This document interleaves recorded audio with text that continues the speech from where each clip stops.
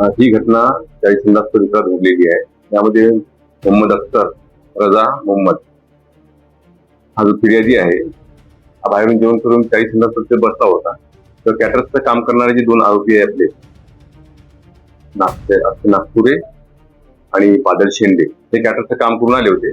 नेहमीप्रमाणे यांनी त्याला कॅटरर्सचं काम करून आले तर मला त्यातले गुलाबजामुन आणले असेल तर 2 गुलाबजामुन द्या असं फिर्यादीने त्यांना म्हटलं. त्यावरून त्यांनी त्यांना त्यांची शिवीगाळी झाली.